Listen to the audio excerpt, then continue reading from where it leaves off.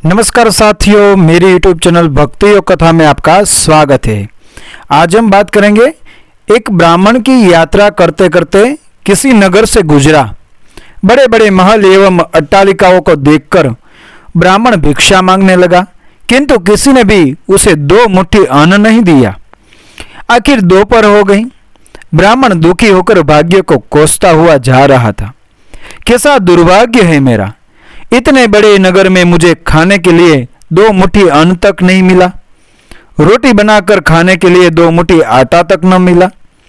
इतने में एक सिद्ध संत की निगाह उस ब्राह्मण पर पड़ी। उन्होंने उस ब्राह्मण की बड़बड़ाहट सुन ली। वे बड़े पहुंचे हुए संत थे। उन्होंने कहा, ब्राह्मण, तुम मनुष्य से भिक्षा मांगो, क्या जाने भिक्षा देना। ब्राह्मण दंग रह गया और कहने लगा, महात्मन, आप क्या कह रहे हैं? बड़ी अट्टालिकाओं में रहने वाले मनुष्यों ही से ही मैंने भिक्षा मांगी है। संत नहीं, ब्राह्मण मनुष्य शरीर में दिखने वाले, वे लोग भीतर से मनुष्य नहीं, अभी भी वे पिछले जन्म के हिसाब जी रहे हैं। कोई शेर की योनि से आया है तो कोई कुत्ते की योनि से आया है, कोई हिरण की योनि से आया है तो कोई गाय या भैंस की योनि से आया है। उनकी आकृति मानव शरीर की जरूर है, किंतु अभी तक उनमें मनुष्यत्व निखरा नहीं है, और जब तक मनुष्यत्व नहीं निखरता तब तक दूसरे मनुष्य की पीड़ा का पता नहीं चलता। दूसरे में भी मेरा ही दिल ही है। यह ज्ञान नहीं होता तुमने मनुष्यों से नहीं, पशुओं से भिक्षा मांगी। ब्राह्मण के चेहरे पर दुख स्पष्ट रूप से झलक रहा था, पर उसके चेहरे पर असहमति का भाव दिखलाई पड़ रहा था। सिद्ध पुरुष तो दूरदृष्टि के धनी होते हैं। उन्होंने कहा, देखो ब्राह्मण देवता, मैं तुझे यह चश्मा देता हूं, इस चश्मे को पहन कर जाओ और कोई भी मनुष्य दिखे उससे भिक्षा मांग, फिर देख क्या होता है। ब्राह्मण जहां पहले गया था वहीं पुनः गया। योग सिद्ध कला वाला चश्मा पहनकर गौर से देखा, ओ वाकई कोई कुत्ता है, कोई बिल्ली है तो कोई बघीरा है। आकृति तो मनुष्य की है, लेकिन संस्कार पशु के हैं। मनुष्य होने पर भी मनुष्यत्व के संस्कार नहीं है। घूमते घूमते वह ब्राह्मण थोड़ा सा आगे गया तो देखा कि एक मोची जूते सिल रहा है। ब्राह्मण ने उसे गौर से देखा तो उसमें मनुष्यत्व का निखार पाया। ब्राह्मण ने उसके पास जाकर कहा, भाई, तेरा धंधा तो बहुत हल्का है, पर मैं ब्राह्मण हूं, रीत रिवाज एवं कर्मकांड का बड़ी चुस्ती से पालन करता हूं। मुझे बड़ी भूख लगी है, लेकिन तेरे हाथ का नहीं खाऊंगा। फिर भी मैं तुझसे मांगता हूं, क्योंकि मुझे तुझ में मनुष्यत्व दिखा है। उस मोची की आंखों से टप टप आंसू बरसने लगे। वो बोला है, हे प्रभु, आप भूखे हैं, आप भूखे हैं? इतनी देर आप कहाँ थे?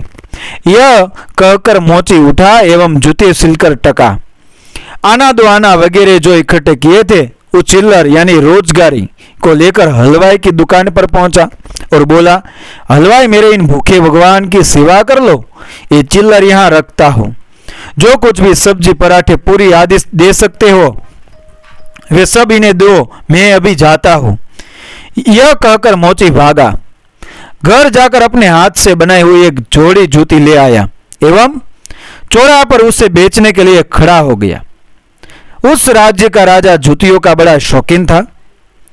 उस दिन भी उसने कई तरह की जूतियां पहनी, किंतु किसी की बनावट उसे पसंद नहीं आई तो किसी का नाप ठीक नहीं आया। 2-4 बार प्रयत्न करने पर भी राजा कोई जूती पसंद नहीं आई तो मंत्री पर क्रोध होकर बोला, अगर इस बार ढंग की जूती लाया तो जूती वाले को इनाम दूंगा, और ठीक नहीं लाया तो मंत्री के बच्चे तेरी खबर ले लूंगा। देवयोग से मंत्री की नजर इस मोची के रूप में खड़े असली मानव पर पड़ गई, जिसमें मानवता खिली थी, जिसकी आंखों में कुछ प्रेम के भाव थे, चित्त में दया करुणा थी। ब्राह्मण के संग का थोड़ा रंग लगा था। मंत्री ने मोची से जूती ली एवं राजा के पास ले गया। राजा को वह जूती एकदम फिट आ गई, मानो वह जूती राजा के नाप की ही बनी थी। राजा ने कहा, ऐसी जूती तो मैं पहली बार ही पहन रहा हूं, किस मोची ने बनाई यह जूती? मंत्री बोला, हुजूर, यह मोची बाहर ही खड़ा है। मोची को बुलाया गया। उसको देखकर राजा की भी मानवता थोड़ी खिली। राजा ने कहा, ज्योति के तो 5 रुपये होते हैं, किंतु ये 5 रुपयों वाली नहीं, 500 रुपयों वाली जूती है। जूती बनाने वाले को 500 और जूती के 500 को 1000 रुपये इसको दे दो। मोची बोला, राजा साहेब तनिक ठहरिए, यह जूती मेरी नहीं है, जिसकी है उसे मैं अभी ले आता हूं।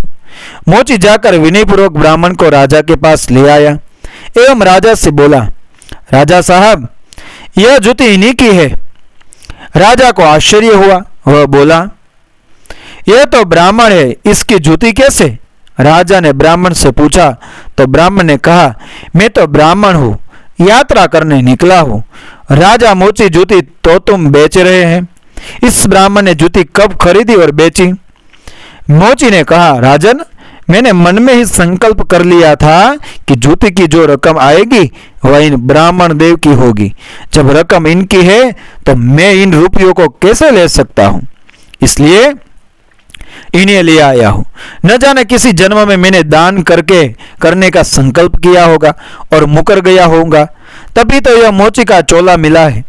अब भी यदि मुकर जाऊं तो न जाने मेरी कैसी दुर्गति हो। इसलिए राजन, ये रुपये मेरे नहीं हुए, मेरे मन में आ गया था कि इस जूती की रकम इनके लिए होगी। फिर 5 रुपये मिलते तो भी इनके होते और 1000 मिल रहे तो भी इनके ही है। हो सकता है मेरा मन बेईमान हो जाता, इसलिए रुपयों को नहीं छुआ और असली अधिकारी को ले आया। राजा ने आश्चर्यचकित होकर ब्राह्मण पूछा, ब्राह्मण मोची से तुम्हारा परिचय कैसे हुआ? ब्राह्मण ने सारी आप बीती सुनाते हुए सिद्ध पुरुष के चश्मे वाली बात बतलाई। आपके राज्य में पशुओं के दीदार तो बहुत हुए, लेकिन मनुष्यत्व का विकास इस मोची में ही नजर आया। राजा ने कौतूहलवश कहा, लाओ वह चश्मा जरा हम भी देखें।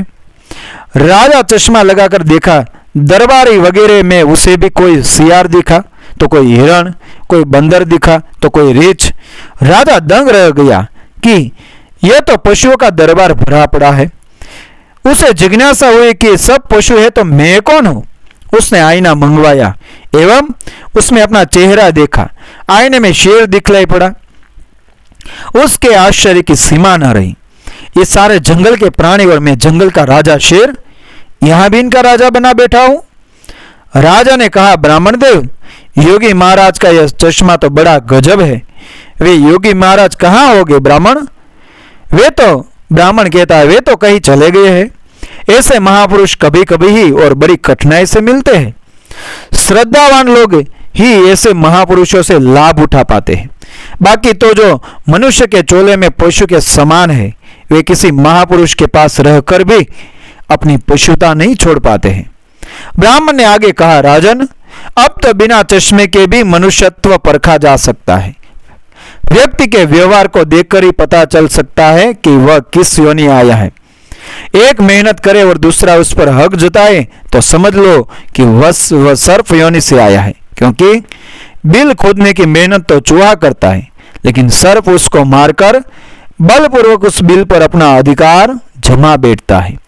अब इस चश्मे के बिना भी विवेक का चश्मा काम कर सकता है और दूसरे को देखे, उसकी अपेक्षा स्वयं को ही देखे कि हम सर्प योनि से आए हैं या शेर की योनि से आए हैं, या सचमुच में हम में मनुष्यता खिली है। यदि पशुता बाकी है तो वह भी मनुष्यता में बदल सकती है। कैसे?